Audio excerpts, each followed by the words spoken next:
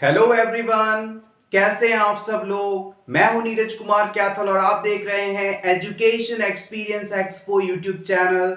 आज के इस वीडियो में हम बात करेंगे ऑब्स्टेट्रिक एंड गायनेकोलॉजी सब्जेक्ट की। एग्जाम के अंदर एम्स नॉर्जेट एग्जाम के अंदर ओबीजी से काफी सारे क्वेश्चंस पूछे जाते हैं। इस वीडियो में हम ओबीजी के important basic topic female reproductive system के कुछ इंपॉर्टेंट पॉइंट्स को डिस्कस करने वाले हैं।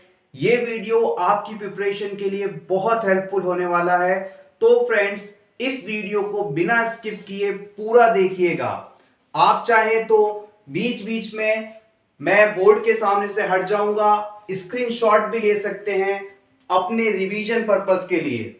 तो friends let's begin our today's video especially for AIMS NORCET exam 2021. Let's begin. Fallopian tube, जिसे हम ओविडक्ट या फिर यूट्राइन ट्यूब के नाम से भी जानते हैं, इसकी कुल लंबाई 10 सेंटीमीटर के लगभग होती है। Fallopian tube hollow cylindrical tube होती है। ये एक खाली सिलेंड्रिकल ट्यूब के समान की स्ट्रक्चर होती है। इसकी स्थिति लोकेशन की बात करें तो lateral angle of the fundal end of the uterus and terminates near ovary। Uterus का गर्भाशय का जो साइड वाला लेटरल पार्ट होता है, ये मान लीजिए यूट्रस है। यूट्रस का जो लेटरल पार्ट है यहां से शुरू होकर ओवरीज तक जाती है fallopian tube. lateral angle of the fundal end of uterus and terminates near ovary। next point, inner layer lined by। अब हमारी जो फैलोपियन ट्यूब होती है उसकी जो भीतरी सतह होती है वो सीलिएटेड कॉल्यूमनर एपिथेलियम की बनी होती है। Ciliated columnar epithelium, ciliated word का मतलब है सीलिया। ये एक छोटी बालनुमा संरचना होती है। इसे आप साधारण भाषा में सिंपल एक बाल ही मान लीजिए। इनका कुछ विशेष फंक्शन होता है। सीलिया स्पर्म और फर्टिलाइज्ड ओवम की मूवमेंट में हेल्प करती हैं। जब सेक्सुअल इंटरकोर्स होता है उसके बाद स्पर्म को ओवरी तक पहुंचाना होता है। इस प्रोसेस में सीलिया स्पर्म की मूवमेंट में हेल्प करवाते हैं और जब ओवम फर्टिलाइज्ड हो जाता है तो उसे यूट्रस तक पहुंचाने में भी छोटी बालनुमा संरचना या सीलिया हेल्प करती हैं। आप चाहें तो अब इसका स्क्रीनशॉट ले सकते हैं। अब हम बात करते हैं फैलोपियन ट्यूब्स के डिफरेंट पार्ट्स की। फैलोपियन ट्यूब को स्टडी करने के लिए हम 4 पार्ट्स में डिवाइड कर सकते हैं। Fallopian tube can be classified for the study purpose in 4 parts. These are first intramural or interstitial part, second is isthmus, third one is ampulla and the fourth one is infundibulum. Let's first talk about the intramural or interstitial part. Intramural और interstitial part uterine wall में situated रहता है। ये uterus की तरफ वाला हिस्सा होता है जो कि सबसे नैरो पार्ट माना जाता है। इसकी जो लेंथ है वो 1.25 सेंटीमीटर होती है और इसका डायमीटर 1 mm का माना जाता है। इंट्राम्यूरल और interstitial part of the fallopian tube narrowest part होता है जो कि यूट्राइन वॉल में सिचुएटेड होता है, जिसकी लंबाई 1.25 सेंटीमीटर के करीब होती है और डायमीटर 1 mm होता है।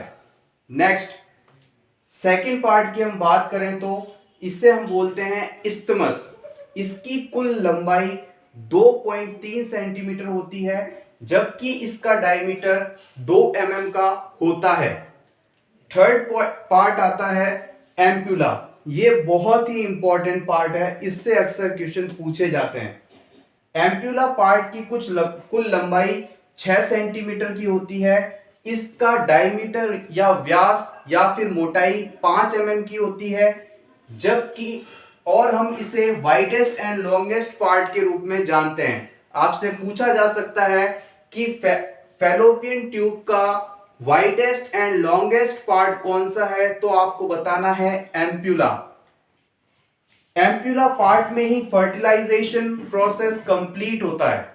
एम्प्यूला पार्ट को ही हम साइट ऑफ फर्टिलाइजेशन के नाम से जानते हैं। फर्टिलाइजेशन का मतलब होता है ओवम और स्पर्म का मिलना। Next, इन्फंडिब्यूलम with फिम्रे। फिम्रे का मतलब होता है फिंगर लाइक प्रोजेक्शंस। 20 से 25 फिंगर लाइक प्रोजेक्शंस मौजूद रहते हैं।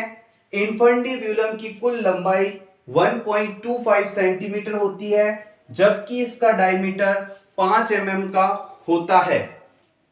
इसी टॉपिक से संबंधित एक और टर्म कई बार एग्जाम में पूछी जाती है, वो है साल्पिंगोग्राफी। साल्पिंगोग्राफी क्या है? It is a x ray of fallopian tube. Fallopian tube का एक्सरे करना साल्पिंगोग्राफी कहलाता है। इसमें कॉन्ट्रास्ट मीडियम को इंजेक्ट किया जाता है, उसके बाद एक्सरे लिया जाता है। इसकी सहायता से हम किसी फीमेल में इनफर्टिलिटी है या नहीं इसका डायग्नोसिस करते हैं।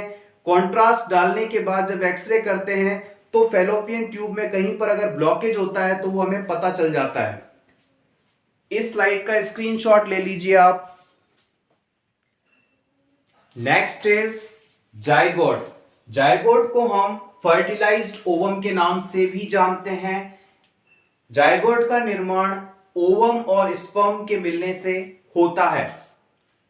Zygote up to period of 2 weeks ovum और स्पर्म मिलते हैं। इस प्रोसेस को फर्टिलाइजेशन कहते हैं। इनके मिलने से जो सेल बनती है उसे 2 सप्ताह तक जाइगोट का नाम दिया जाता है। Initially zygote develop in fallopian tube up to 3 to 7 days, then develop into uterine cavity। Zygote शुरुआत के 1 हफ्ते तक फैलोपियन ट्यूब के अंदर डेवलप होता है, जबकि 7 दिन बाद यूट्राइन कैविटी में पहुंचकर वहां पर इसका इम्प्लांटेशन होता है और वहीं पर ये आगे ग्रो करता है। Next, important, uterine pacemaker.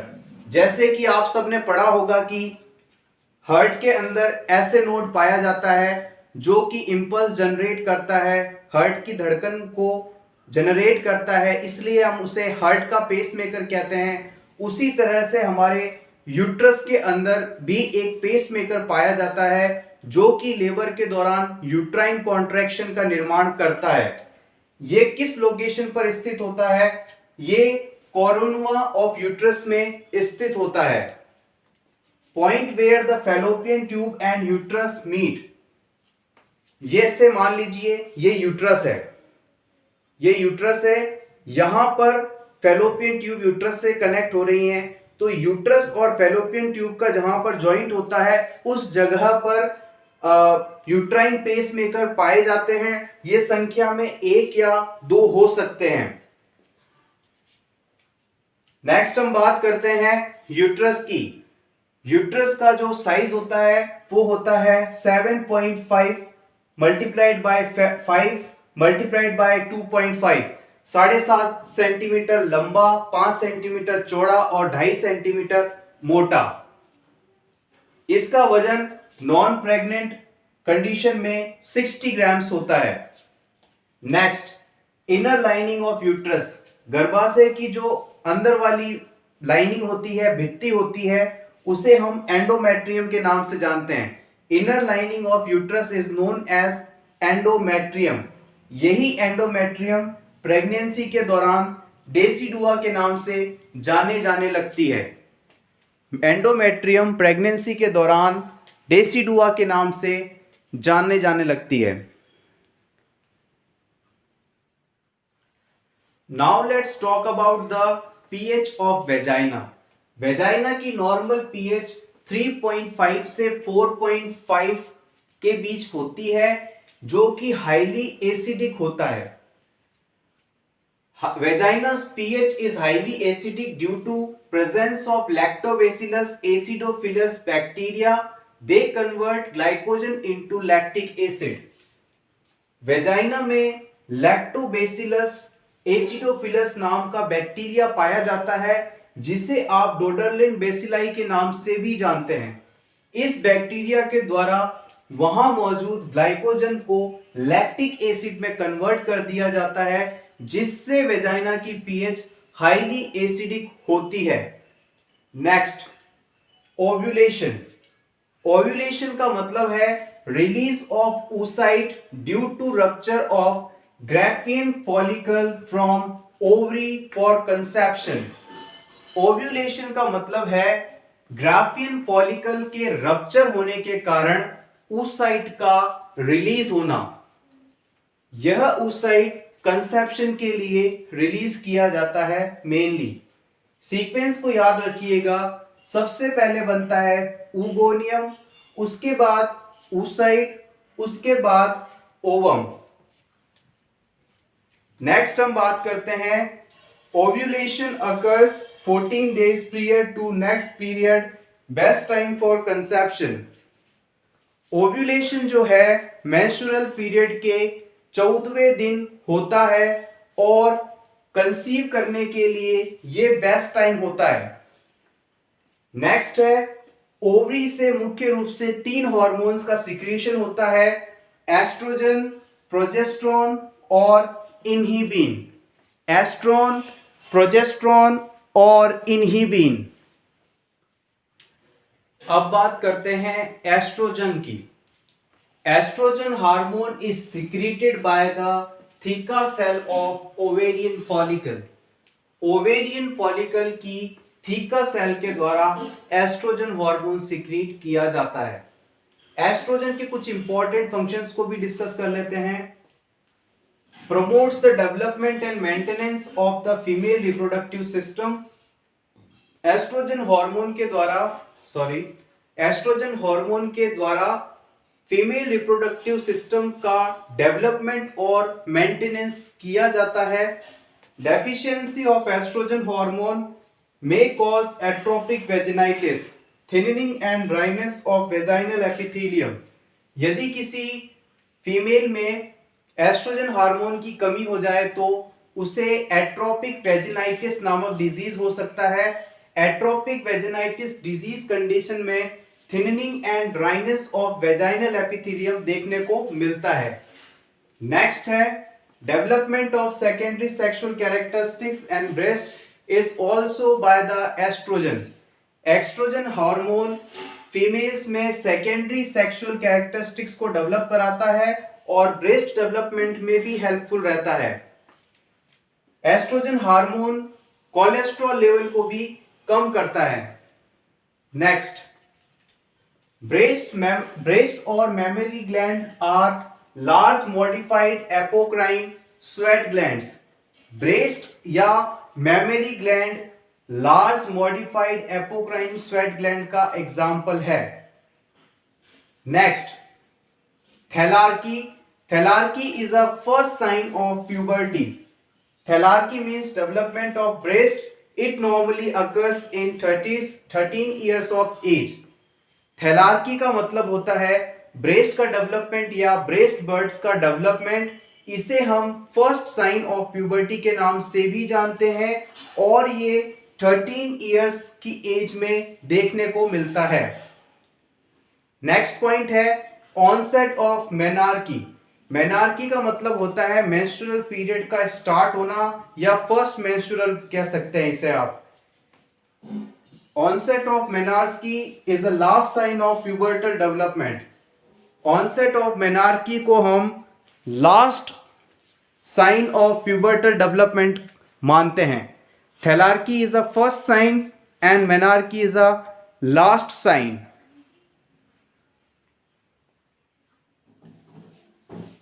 Obstetrical perineum. Obstetric perineum is a pyramidal shaped tissue where pelvic floor and perineal muscles and fascia meet in between vagina and anal canal। Obstetrical perineum क्या है? Vagina और anal canal के बीच pyramidal shape का tissue जो कि pelvic floor, perennial muscles और fascia के मिलने से बनता है। ऑब्स्टेट्रिक पेरिनियम वह स्थान है जहां पर पेल्विक फ्लोर, पेरिनियल मसल्स और फेशिया मिलते हैं। ये एक पिरामिड शेप स्ट्रक्चर होती है जो कि वेजाइना और एनाल कैनाल के बीच पाई जाती है। Next point, breast have 12 to 20 lobes. Each lobe has 10 to 100 lobules. Lobules contain alveoli and alveoli are lined by actin cells which secrete milk. So called functional unit of breast. Acini cell जो है उसे हम breast की functional unit कहते हैं। Acne sales को हम breast की फंक्शनल यूनिट कहते हैं क्योंकि मिल्क प्रोडक्शन इनके ही द्वारा किया जाता है। मिल्क का सिक्रीशन एक्नी सेल्स के द्वारा ही किया जाता है। प्रत्येक ब्रेस्ट में 12 से 20 लोब्यूल्स होते हैं और ईच लोब के अंदर 10 से 100 लोब्यूल्स होते हैं। इन लोब्यूल्स के अंदर एल्विलाई पाए जाते हैं और इन एल्विलाई में एक्नी सेल्स मौजूद रहती हैं। Next point, high concentration of oestrogen in blood causes ovulation. Blood में एस्ट्रोजन की अधिक मात्रा जब होती है तब ओव्यूलेशन होता है। High oestrogen level few days before ovulation causes increased secretion of LH and GnRH by positive feedback mechanism which causes ovulation. Blood के अंदर जब एस्ट्रोजन का लेवल बहुत बढ़ जाता है तो इसके कारण LH यानी ल्यूटिनाइजिंग हार्मोन और GnRH यानी गोनेडोट्रोपिन हार्मोन रिलीज होते हैं और इनका रिलीज पॉजिटिव फीडबैक मैकेनिज्म के कारण होता है और उसके बाद ओव्यूलेशन तुरंत हो जाता है। Now let's talk about the cervix. Cervix की कुल लंबाई 1 इंच होती है, 1 इंच या 2.5 centimetre. Mullerian duct, one of the bilateral ducts in embryo that forms uterus, vagina and fallopian tube. भ्रूण में जब बच्चे का निर्माण हो रहा होता है तब एम्ब्रियो के अंदर मुलेरियन डक्ट नाम की स्ट्रक्चर पाई जाती है जिसके द्वारा यूट्रस, वेजाइना और फैलोपियन ट्यूब का निर्माण होता है। FSH stimulate oocyte maturation. Follicle stimulating hormone के द्वारा oocyte का मैच्योरेशन होता है। ओवम लार्जेस्ट सेल होती है फीमेल्स के अंदर। इसकी कुल डायमीटर 0.13 mm या 130 माइक्रोन होता है। ओवम का कुल व्यास या डायमीटर 0.13 mm या 130 माइक्रोन होता है। Viability into female genital tract. Female genital tract के अंदर ओवम की वाइबिलिटी या लाइफ 12 से 24 घंटे की होती है जबकि फीमेल जेनाइटल ट्रैक्ट में पहुंचने के बाद स्पर्म 48 से 72 दिन या 2 दिन से 3 दिन तक जीवित रहता है। नेक्स्ट है progesterone holds pregnancy by inhibiting uterine motility. Progesterone hormone pregnancy को मेंटेन करके रखता है by inhibiting the uterine motility. Next, corpus luteum secretes progesterone, estrogen, relaxing and inhibiting, which maintain pregnancy till development of placenta up to 12 weeks. Females के अंदर जब तक placenta का निर्माण नहीं हो जाता 12 सप्ताह तक यानी 3 महीने तक प्रेगनेंसी को मेंटेन करने की जिम्मेदारी कॉर्पस ल्यूटियम की होती है। इसके द्वारा progesterone, oestrogen, relaxin, inhibin hormones का सिक्रीशन होता है जो कि प्रेगनेंसी को मेंटेन करने के लिए आवश्यक होता है।